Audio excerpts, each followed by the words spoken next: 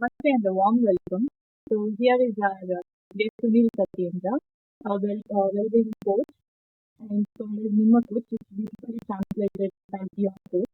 So you are into IST health coach, mental coach, career executive, and the anti-burnout specialist, and a true guide about emotional well-being. So it's a pleasure to have you here. So we can start Thanks, a brief. Vaishnavi. Please go ahead. Yeah, so you want me to share a little bit about myself? Yes. Yeah, fantastic. So I come from a place where coaching for me is a very interesting topic. So mostly coaching is something that I really enjoy. It's a space where maybe to really introduce coaching, the easiest way is to sort of tell that we've all been exposed to training. So your training is somebody teaching us what to do, telling us this is how it needs to be done. So we were being exposed to C, C++, Java, soft skills. So where somebody tells you, somebody who knows better than you tells you what needs to be done. And from a point of view, from the mentoring bit is when somebody has a very similar experience, and so you go to them and say, how did you pass through it, right? So it could be that I'm getting an experience by somebody who's passed a particular school, particular exam, particular this thing, or one woman going to another and say, how did you go through pregnancy, right? So it is a mentoring, it's an information exchange from both sides. There's a question, there's an answer. With coaching, it is a very interesting thing where it is about people finding out their own answers. But me as a coach will facilitate them by asking them questions that they will answer mostly to themselves, saying, hey, what is this all about? People can come in with topics, all wide range of topics that they can come. I will come and ask them a few questions that overall help them get clarity as to what is the actual thing that is happening below the surface. And from there, once they're becoming aware of what is the thing that they want to work with, then slowly sort of having a space where we're able to figure out what's the problem, how do we address that, and the client figures out their own answers by themselves. That's the bit about coaching. And the moment I found coaching and I got my coach training done in the second session, sometime almost 3 years back, I felt that is love at first sight with coaching. And as young Indians, I think you will also tell me that a lot of people who give us advice and they are constantly telling us, don't do this, don't do that, you should do that, you should not do this. So here is one place where I was saying I am intelligent. I am not being put down by somebody else saying I know better, you know better. My aspect is I help myself figure out my own solutions. I think I should do this far more often, and that's how I got into coaching as such. And you said introduce about myself. So just that I'm a very intelligent, very creative, very beautiful individual who comes to life and who enjoys life as it comes. So that's how the easiest introduction about myself. Professionally, yeah, I have an engineering background. I moved out of engineering. I quit engineering, and I said I want to get into coaching. But I'm also interested in volunteering, writing, podcasting, and a wide range of things. So that's a little bit about me. And yeah, so that's an introduction. I'd stop at, and over to you. So about it, as you said, you are into your multiple roles as you put the engineering, and why that term number coach? What that it means to okay in that?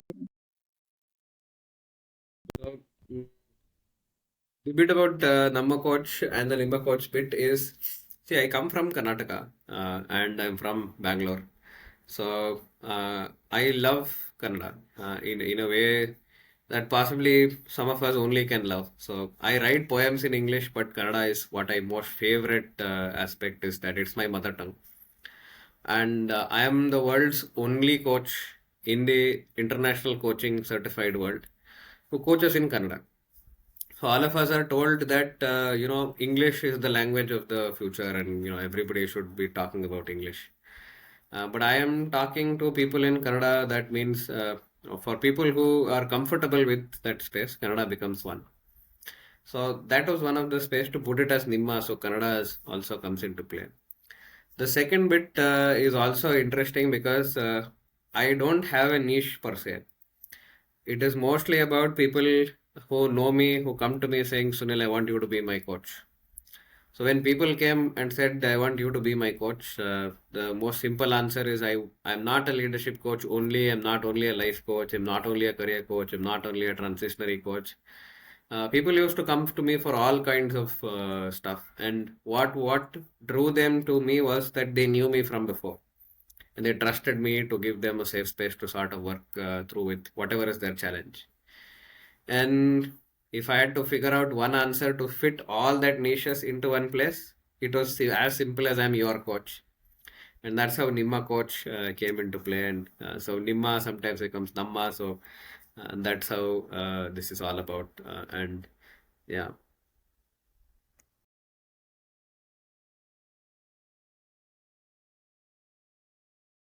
Don't feel like a stranger we are talking with. Of course, this coaching nowadays, we can say the counseling, we have a different terms, counseling, psychotropic, so many things which are into. This Nama coach is also feels like we are talking with a friend. Normally, that is what a therapy is also. I think that is also well you described this. Nima coach is of course turn into a very personal bond, so people can share their mind whatever they are supposed to talk to you. That's a very good term. When I heard about that Nima coach, I felt okay, it's comfortable. The word itself says that okay, it's good. The term I really liked it very much, and I think of course many people would have told you about all this. So yeah, this is one more thing. And then how why want to choose specifically this coaching? Why you didn't choose any other thing? What's pulled you into the coaching?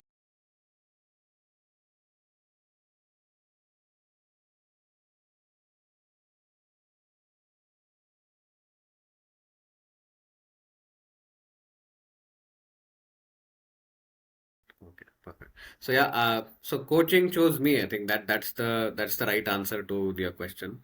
I didn't choose coaching. Coaching chose me.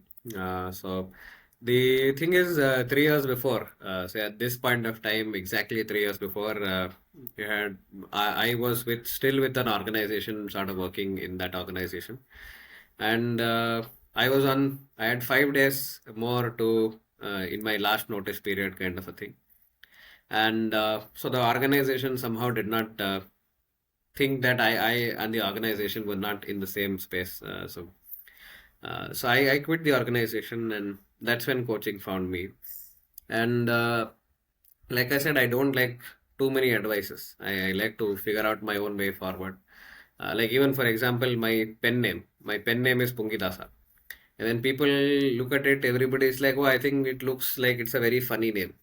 But people will not take you seriously, is what people said. And over the last 14 years, when I've been writing, I have not had anyone point fingers at me and laugh at that name. They've been intrigued. They've been this thing. So, coaching for me, when I understood what coaching was, I felt this is what I want to do.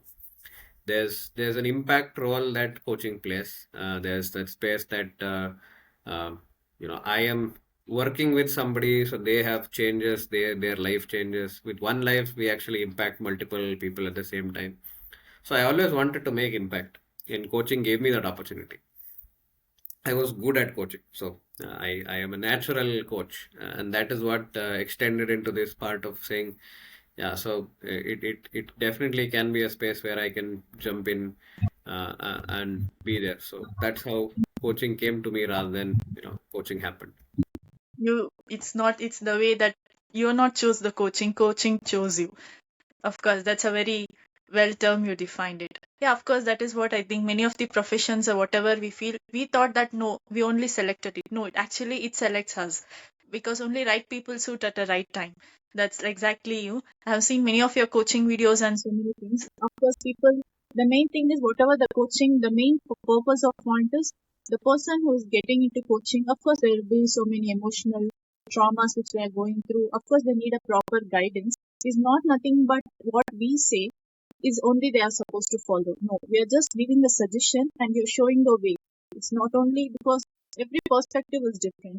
As you are being into a coach, you have been seeing so many perspectives into a particular thing. Yeah, of course, that coaching is well defined. And yeah, now let's talk about your poems, writings. Of course, I have been a great fan of that. And seen every time I used to see this WhatsApp, and also you have started a WhatsApp group at the Jan starting 30 days. You will be writing a poem. Of course, it was we've been seen in a different perspective. Okay, these things are there. So what about poems and the word Pungidasa? Of course, people will be like, it's a laughing term. Apart from everything, this world is made up of fun. Believe in one of the perspective. Everything has to be taken in an easy way. And why poems? After you're into a coaching and poems, what brings you to write such beautiful poems about these ebooks? Can you please share us with us? So, for me, coaching or poetry evolved first, so rather than this. And again, I have never been a poet all my life. It came to me again by accident, again, or rather, it was meant to be that I was the carrier of poems. So, I first of all, even putting Pungidasa in play, I don't write in Sunil Satyendra's name because it's not Sunil who writes. Only through me is I have been blessed by the universe and Goddess Saraswati that I become the medium to bring whatever is there in the universe to something on paper or something on a poem, on WhatsApp or wherever, so ebook or physical book. So that is why I don't write it in my name. So it is not something I Sunil writes. There's no ego in this. It's something that comes to me as a gift from the universe, and that's how the whole point comes to play. Pungidasa has a relevance. It started off as a thing saying I just randomly started to write.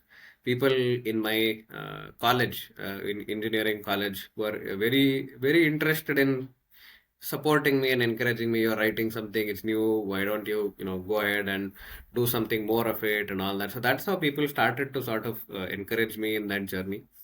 And I started to write every day. So I wrote every day for 8 straight years. Right. So engineering exams, I used to write at 3 o'clock, 4 o'clock, sometimes in the morning and finish and then sleep. Then 10 o'clock, every time, almost 10, 10:30, 11, there always used to be one poem that I was writing.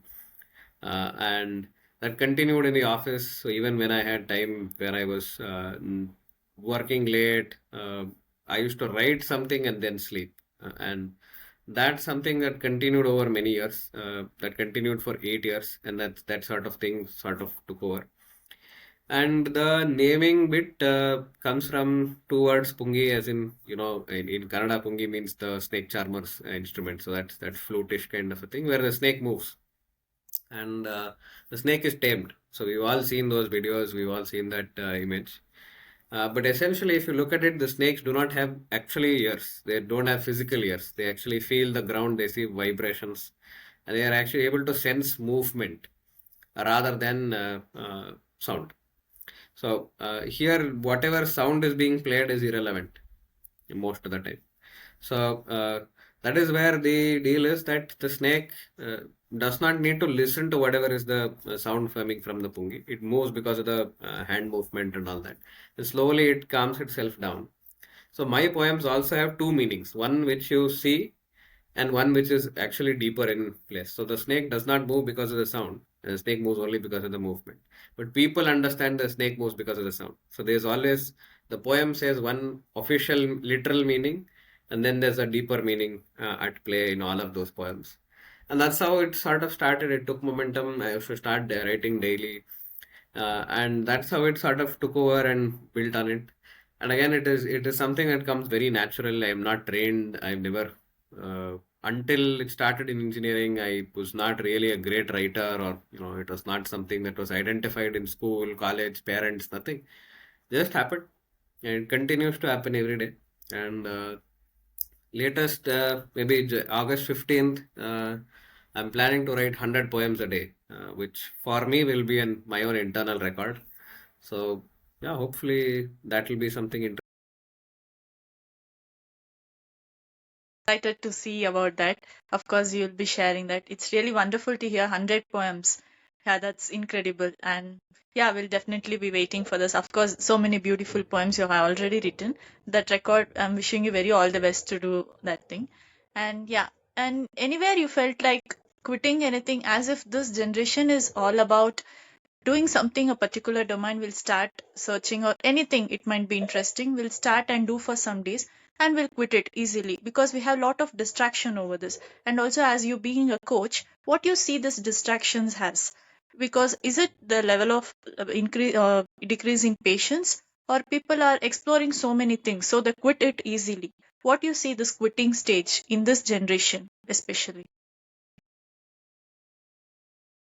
Yeah, so I think that's a very interesting question. So I had to really pause and think about it. Yeah, it was so for me, how can I stay to something that I'm passionate about is because it comes from a space of intense passion.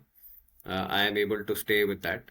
And quitting somehow never became an option either with coaching, nor with writing, nor with podcasting, nor with meeting people. So it comes from a very internal source, and that way it becomes very difficult to quit. Most of the current trending places is mostly the motivation and the interest is external. Right? Somebody says photography is interesting, and the people buy a camera, they click pictures for about 2, 3 months, 4 months, and then they're out. Somebody is like at least in the engineering phase, everybody had a guitar. It was like, oh, girls were happy over look somebody looking at a guitar, and then everybody is having a guitar. Then everybody is a photographer. We've had that phases. So there are phases that happen in everybody's life. It can't be termed as a quitting this thing. So you over a period of time, it's like you go to a place where you're trying on new dresses, right? Some dresses you like it, some you'll not like it, some you'll buy, and then after a period of time you don't like the color or something else happens, so it moves out. So I would particularly not put it as a part of quitting, but I think the generation now understands what they want, and sometimes that journey is something that is itself is a journey. So sometimes you'll figure out this is what I want, but over a period of time you're like that's not what I want, so you move out and take it in. Right now there are so many options. I wouldn't put it as distraction. There are so many options to sort of figure out. Yeah, I had a very unconventional career. So I started engineering, did engineering for 8 years. In while doing, I did engineering in 4 years, but then I did work in the engineering sector for 8 years. I don't want the audience to think I did 8 years of engineering. Right? Engineering was still 4 years of engineering. 4 years of engineering. In that, I figured out that I am a good writer. In that, I wanted to start an NGO of my own. I started working and then I continued writing and then I started to work with volunteering. So I had different passions alongside my software. So I was volunteering, I was leading people to there. I found I was a good leader. I could lead on different topics. We were doing it for schools, we were doing it for environment. And then over a period of time, it moved into sustainability, mentoring, training, facilitation, meeting new people. So all of this became something as an overarching passion of something. And then I moved out of engineering. I don't say I quit engineering. I moved out of engineering because engineering did not feel honest, natural, and something that defines me as an individual. But if you were to ask for a larger perspective of saying why people move out of something and where there is a use and throw culture kind of a thing, saying I do this for 10 days and then I move out, I think that's because of the whole trend culture. I come from a timeline where there was growing up, there was no trend culture. If somebody gave you a toy, that toy was coming after 3 generations. I remember at home we had a toy, it was a Chanpatna doll, and it had played. It was something that you could do the swinging with, and that was coming after almost 20-25 years of existence at home. We did not have too many things to work with, and whatever came was something that we had to take and take it up. Now there are so many options. I could start off being an engineer, get into CSR, get into volunteering, get into something else, then move out completely, get into coaching, and maybe even prior to coaching, I've been a content writer. I've been somebody who works with LinkedIn content. So you can exist in multiple colors and multiple ways as an individual. But I think there is a loss of patience because we were taught resilience. We were taught if I wanted a helicopter as my toy, I had to wait for 3 years because parents didn't have the greatest amount of money. And they said, if this fellow really wants helicopter, even after 3 times of asking, let us get it done. Because the parents knew, saying, okay, let's not get it there. Let's not overfeed the kid with so many expectations. We are getting the kids ready for life. Will not always be the same, right? So at any point of time, a lot of things in life can change. And I think that's the pattern and that's the point where people now don't know that haven't the younger ones have not been taught resilience. And that's why there's a space where I give up, I don't think this is happening, it's too tough. And they are not able to try the second time, the third time, the fourth time, the fifth time. And by then their energy is already dropped because the motivation is external and they don't know who they want, what they want, they don't know who they are. And that's where my work as a coach becomes important because we are trying to work with self awareness, strength, values, systems. Quite a lot of these things happen in the current system. And I think it's a systemic fault, it is not an individual's fault.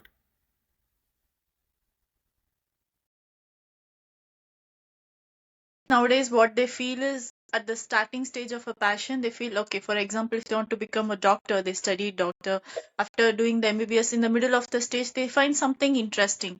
I mean, it's out of this passion, so is nothing wrong to explore that what they want to do. For example, so many people will switch into business, as this generation is all about, okay, we'll see some reels, of course it's startup, they'll start, of course 10 to 4 videos, they'll get into viral, they'll be like, okay, I'm not gonna do this one, what I'm doing right now, I'll do into business. But doing business is not a small thing at all. At least if you work in a firm or any officers in corporate, we feel at least a 9 to 5 will be have a fixed schedule. But doing a business, we feel like we have so much of freedom. But of course, in sometimes we get privilege. But it is a 24/7 timeline. I think about a business normally because we don't know when we have to pitch. Even back of the mind, we keep on thinking about the same thing. Business. Maybe this Instagram trend or whatever. People think, oh, business is a fancy term. Okay, I'll be an entrepreneur. Okay, then only I can succeed. No, even a 9 to 5 job is a more privileged for so many people, I feel. So, what do you think about this business entrepreneurship? Nowadays, it's getting very trend now. So, what about this entrepreneurship as you think about in this? My answer to this will slightly be from a metaphorical and a cricket representation. So people will people are in a stage where today you are a superstar, tomorrow you are nothing else. That's the kind of timeline we are in. But when I grew up, we had an emulation of Rahul Dravid. We had this thing saying we are the wall. We are there's so many things that we're trying to figure out. We get into it. We stay there. We get there. The options were limited, so whatever we wanted to do, we went into it for full gusto. So the Instagram trend about entrepreneurship is everybody thinks we'll put a chai stall, right? They're like, oh, one day 1,000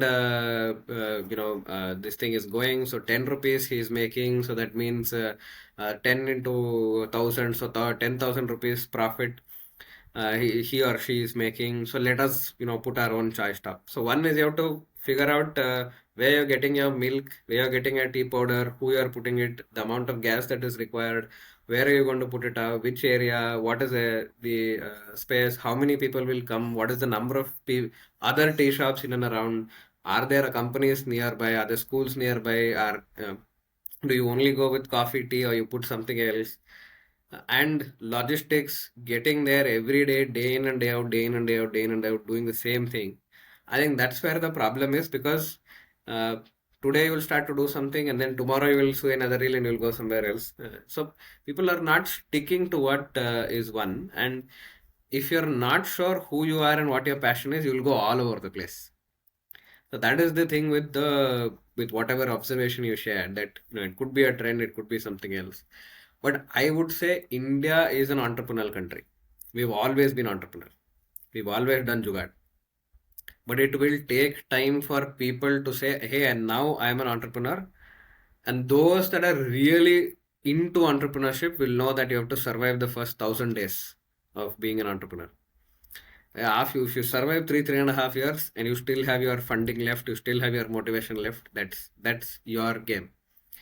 But once you're into entrepreneurship, if you pivot and survive, that is fantastic. You may have an idea in the beginning that may or may not work in the way that is required, so it goes into something else entirely. So that is a very real possibility in entrepreneurship. So that is open. But if you today you're trying to do hydroponics, tomorrow you're trying to do interiors, then sometime you're trying to do stocks and shares, it does not warrant it. It is basically like, getting into a long-term relationship. You cannot be going around here and there, talking to everybody, flirting with everybody. At some point, you need to settle down. Entrepreneurship is like that. That there is scope for entrepreneurship. India is a very, very, very strong entrepreneurial nation.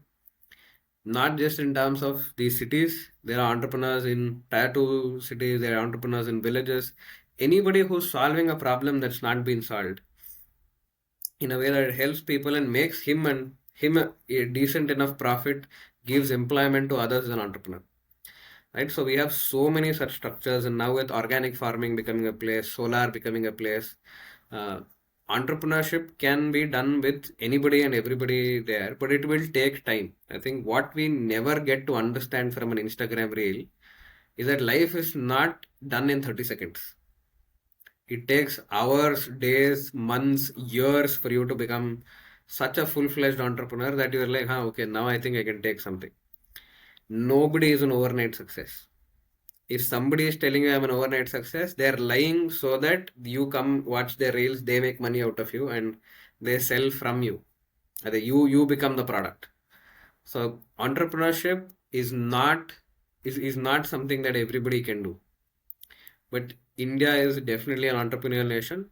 With the right set of tools, the right set of learning, and the right set of mentors, coaches, and consultants and trainers, everybody can try entrepreneurship. But entrepreneurship is also like a good teacher, because it will take only those that are good students. And they're not brilliant students, they're good students.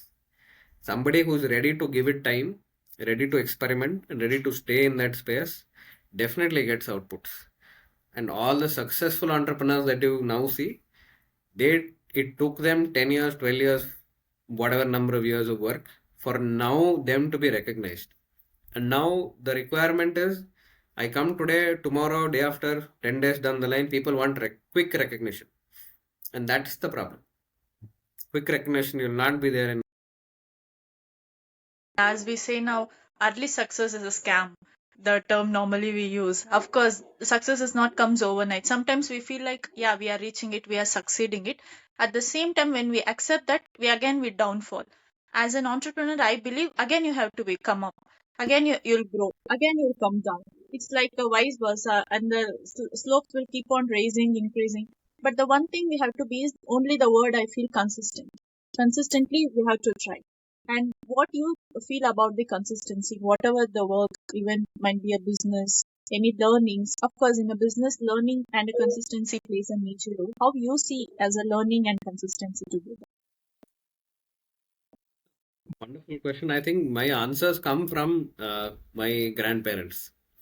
My grandparents were the most consistent people. 4:30 in the morning, come what may, Monday to Sunday. Sunday I used to sleep better. My parents, maybe slept another half an hour additional, etc., etc. But 4:30 in the morning every day, they were up and awake, and they had never this thing saying, "Oh, Sunday I should take rest, Monday I should take rest." Every day they were there. Both my grandparents lived up to like 90 years. Right, so they were there and they did not expect anything from getting it up. So they were just did it. They did the things almost on autopilot, and over a period of time, it gave them consistency. Will also give you discipline, and sometimes discipline is also giving you consistency. And once you are having consistency, discipline, and a goal, it becomes a beautiful combination. So you have a goal, you have a direction, you are consistent, you are moving towards that space, you are completely disciplined, you are focused, and then results will come. So it is as simple as you cannot keep 10 books at same, here chemistry, here physics, here biology, here this thing, and say, okay, first page this I will read, second page this I'll read, third page this I'll read. So you'll be consistent.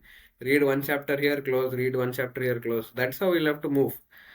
Otherwise, it becomes very difficult aspect in terms of any entrepreneurship or anything for that matter.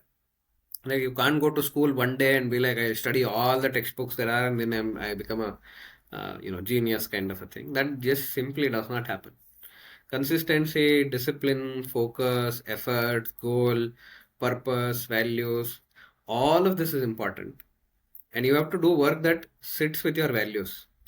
And I think what now we also very strongly realize it, entrepreneurship and money are not always the same thing. Right now, everybody wants to do quick money, quick recognition, quick this thing. So the whole quick thing is not working. It is something that you'll have to learn from your grandparents. They did not do anything quick. They did everything consistent. Look at, like our age when we were growing up, most of our parents were housewives, like moms were housewives, right? They get up every day. They do, every day there's something new that they're doing. And even in the day, there's breakfast, there is, lunch, there is snacks, then there's dinner, there's coffee, then there's tea, there's, everything is there. If they are not consistent, our home will not run. If our parents were not consistent in going to the office day in and day out, salary would not have come. And if our teachers were not consistent in, coming up, showing up every day, one chapter after another, one test after another, we would have not got here. Right. So the pandemic was also helping us in realizing that consistency, discipline, everything is the key. Right. We clapped for everybody and all that. No, if our milk guy was not coming during the pandemic, we would have not been able to have our coffee, tea, or whatever.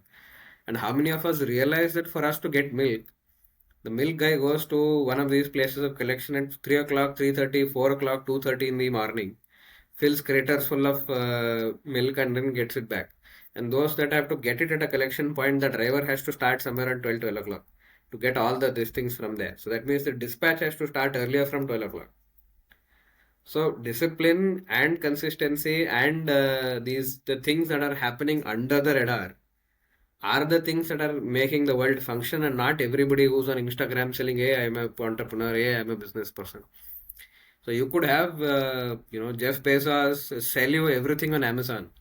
But if your last minute delivery guy does something not right, the company will still have a problem.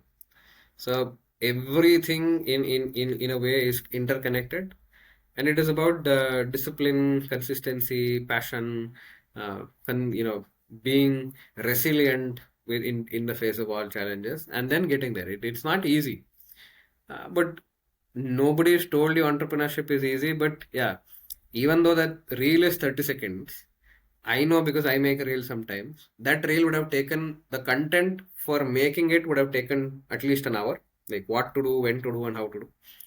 The presentation or the shooting with so many angles and other things would have at least taken 2 shots, 3 shots for each shot.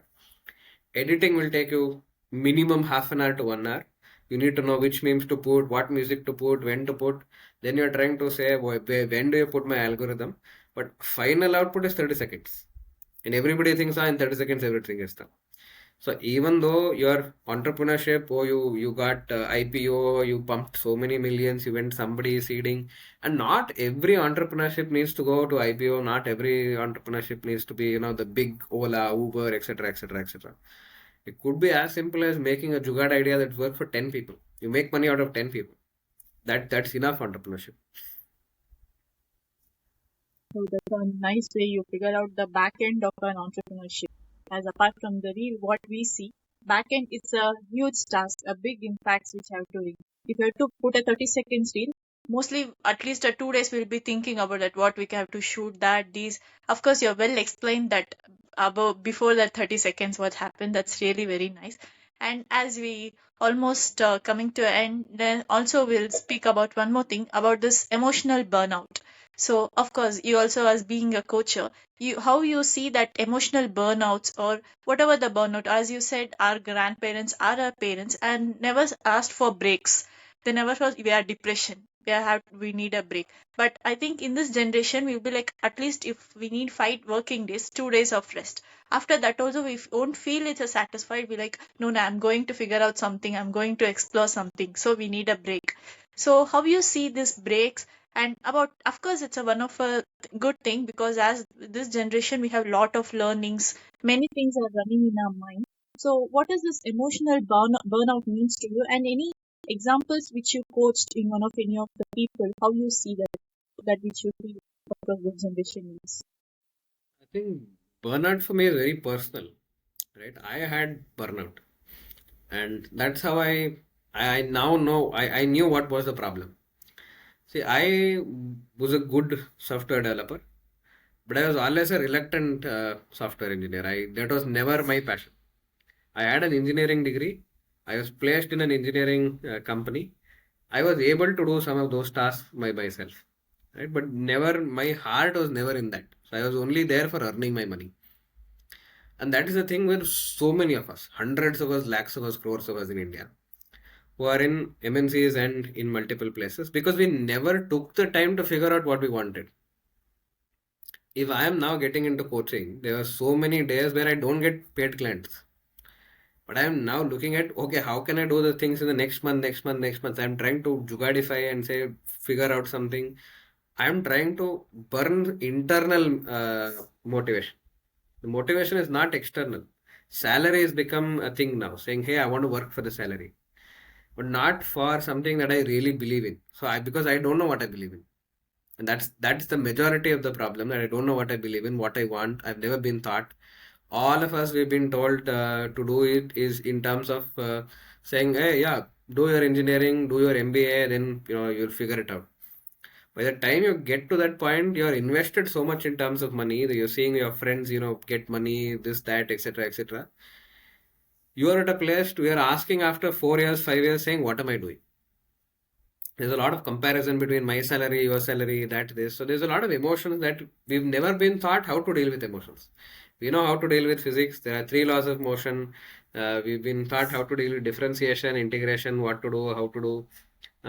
Put this voltage here, this light will glow.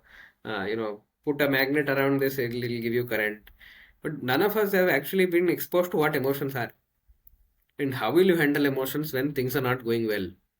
That we've never been told. How do you react when somebody talks to you and you feel like you're a failure?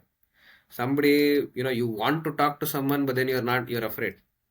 You want to tell your manager that this is not the work that I want to do, but then you're afraid. If I tell this, I'll be kicked out of the company. So we are coming from a very scared mindset because we are not sure of our skills. We are not sure of our strengths. We're not sure of our values. And so we are getting into places where we feel we are not belonging. And I had that in my journey. So I felt I didn't belong in software. But I didn't know where I belonged.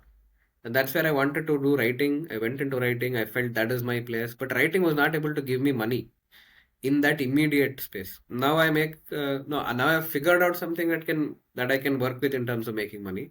In terms of being consistent, initially it will be like this, at some point it will go like this, and some point I can actually make money. And it is a journey. People have not been exposed to that space, that it is a journey. Second, our work, whenever we get to any corporate, we are given a responsibility. Right? Typically, like whatever happens in that particular piece of software, in that particular piece of project, in that particular piece of work, you are responsible for it. You will do whatever is possible in your this thing to get it done. If you don't get it done, these are the repercussions. So you are under tremendous pressure. And it is like the jungle. It is a corporate jungle. There are lions, there are fishes, there are crocodiles, there are gazelles, there are, all types of people are there that you have to navigate. So one is you have to navigate people, one you have to navigate your software, and the third you have to navigate yourself. So your skill, your people skills, and your technical skills. In life until 22 or 23 or 24, whatever timelines that we get into, we are only taught technical skills. You've never been taught the skills that how we do with people, what is our strength, is somebody an introvert, but can he have other skills of working? Is somebody good with Excel, somebody good with something else? We've never figured it out. We go into corporate, we get into that space, we are initially very happy, the salary is great, and etc. After some point, you feel like, why am I doing the same thing over and over and again? I'm not feeling appreciated. I feel caged in, I feel boxed in. That's the thing that I feel with so many people. And some of them have EMIs, some of them have families, some of them have kids, and most of them just continue to do it because of that. Very similar to our parents. They did it because they had no choice. And we are also doing it because we have no choice. But we are also exposed to a larger variety of choices. We are exposed to people on the internet, people on this thing. So that time we didn't know who was enjoying in what this thing, who was going to Bali, who was having honeymoon somewhere else. So quite a lot of things have changed. So emotions, we are something that really needs to get to it. And after some point, it feels like You're only doing it externally. Monday to Friday I work, Saturday, Sunday I relax. So just look at the mathematics. So you work for 40 hours, you relax for 16 hours. That means you're always a minus 24-hour deficit.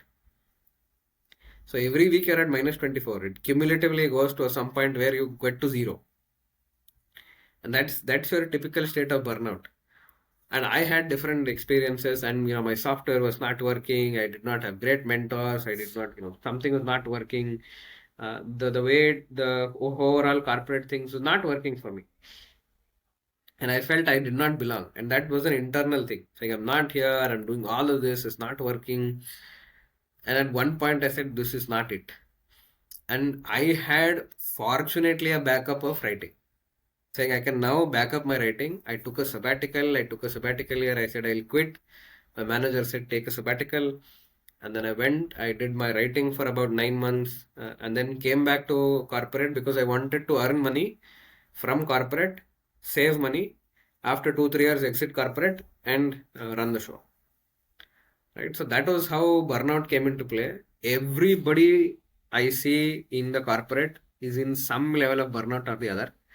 They don't know that they're in a burnout. They will only know when it hits the highest level and they cannot function anymore. That's when they know, oh, I'm in a burnout. I've already been burnt out. Your body will give you signs of tiredness. Your friends will know that you're not your 100%. And at some point, it is almost like a vehicle which has lost fuel. You will not know that this thing is there, but at some point, it'll go and stop. And that is what happens with burnout. And people I have worked with in terms of burnout have been in terms of, I've been doing so many things, it's not working. I feel I'm not the right fit. I'm given something else. I've given roles and responsibilities that do not fit to what I am. I am somebody who's like a different type of leader. I'm being boxed in this particular space. Quite a lot of those structures have come by in terms of, burnout. And sadly enough, not many people talk about the burnout of that. So it is a systemic thing. It is about, not knowing values, not knowing interests, not knowing goals. You get into something just because of salary. Salary is not coming. You're spending hours and hours into thing which is not giving you responses. You're not feeling appreciated. You're not getting your money. Other people are enjoying putting everything on Instagram, so you feel like you're missing out, and you feel you are not good enough. There's imposter syndrome. There is missing a fear of missing out. Everything compounded over time, and people are asking you to get married. You want to get married. They have expectations. You have expectations. It is a madness out there. It is typically like a jungle. You cannot sleep. Only humans can come back home and sleep at the end of the day. Animals do not have that luxury of too much of sleep. Because when they're sleeping, when a bird is sleeping, the snake can come and eat it away. Right? So when a deer is sleeping, the tiger can come and hunt it. So that's the kind of thing that we get exposed to in a corporate environment. There's bound to be a space where you feel I'm not working it. But if you are an entrepreneur, you know what you're wanting to do. You come here by choice. You will look at it very differently. You will start enjoying this journey. Whenever things are not working, you will try to do different things. When things are working, you will consolidate, you will try and replicate it, you will try and make it better. You are constantly evolving as an individual when your passions are aligned. So if your passions are aligned, there's still a space of burnout, but it is more like I am giving, I'm not getting. So that's the thing. So if it is coming from internal and getting recharged in the same way, then we are at no problems. Our seniors had recharge this thing. So they used to sit, have dinner with the family, call somebody, talk to others, write, never sit in front of too many TV serials. They were not exposed to too much of information. They had a simple life and a meaningful life. And that we are missing. And when we miss meaning, everything else becomes out of the equation.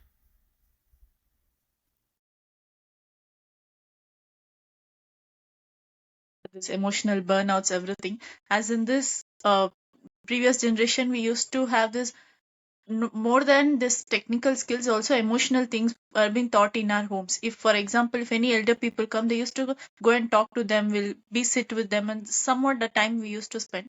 But now what happens? Everybody will be in the phone. It's not that guests or neighbor coming to home is also become a very old culture. So this emotional well-being or burnout is also reduced in the sense of a family neighbor. We afraid to talk with people.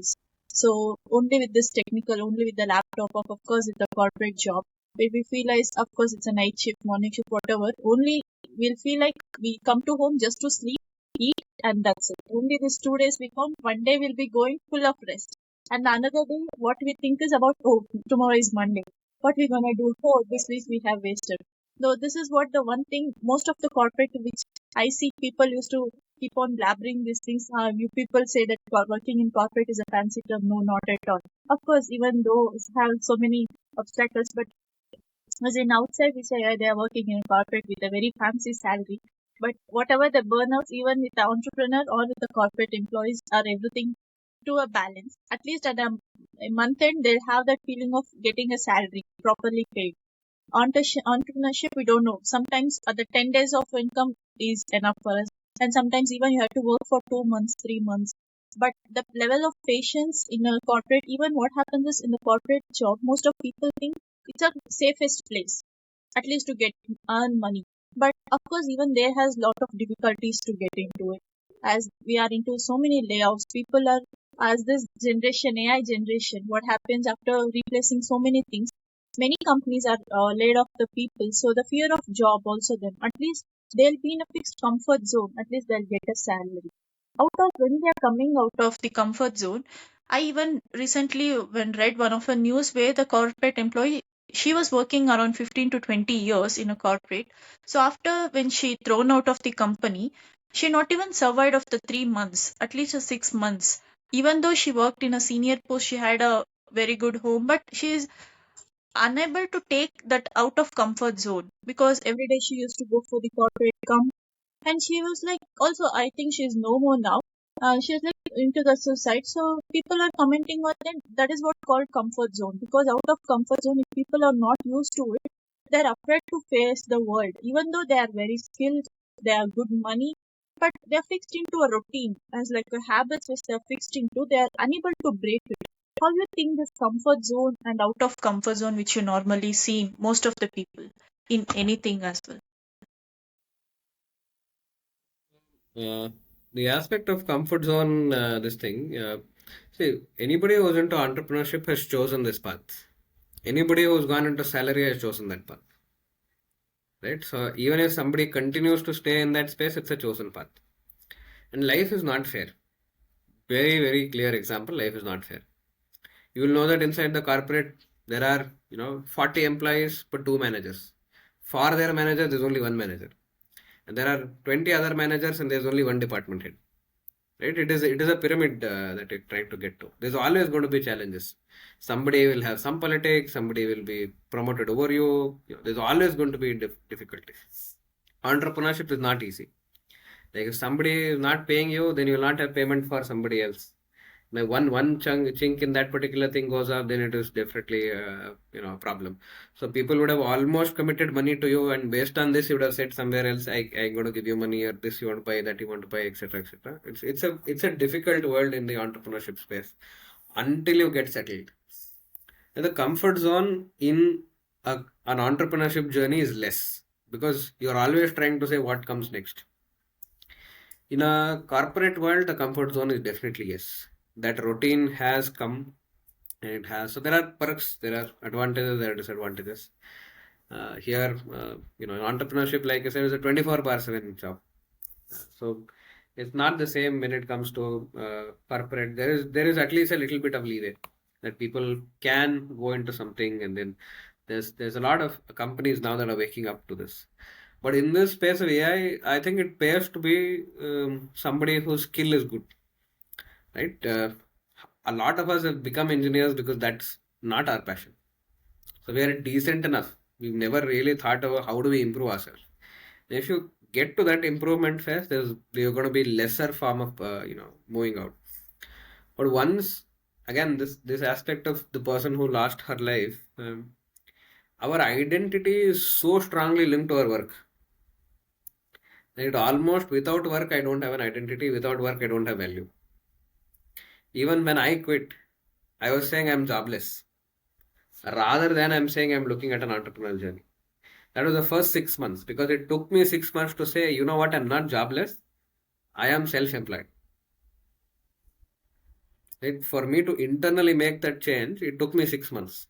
With being, getting into coaching, it helped me easier, make it the transition easier. Because that was a mindset shift. I was completely married to software, right? Married to an corporate environment. I love the people. Every day you're meeting people. You're going there. Saturday, Sundays again recharge. I had my recharge places, recharge people inside the organization itself. Right? I never, at a later point of time, never had burnout. So I had a burnout. I took a break. I went back, and the rest of it was easy. So I was getting energy from the organization or from the people, and not losing that. But once you come out, your identity is definitely linked to that saying, I'm now a software engineer and now I'm not anybody. So that is where our passion, our hobbies, our interests, our people at home, our upbringing is not necessarily what you do, but necessarily who you are. And that is the difference. That is the difference that makes a hell lot of difference in the comfort zone and adapting to new things, adapting to different things that are there. And I think we also very, very poorly know how somebody is doing. We never know what is going on in somebody's head because we've never really asked them about their personal life and saying, "How are you?" Right? So I did an experiment last 2 3 days back, last Thursday, if I remember right. I said, "Hi, hello, how are you?" to quite a lot of people. I spoke to 17 to 18 people in a day. And the conversation was, how are you doing? Been a long time. Hope everything is going great. It's not about business. Can you give me business? This is what's happening about that. It was just saying, I thought it's been a long time. We've never caught up on a call.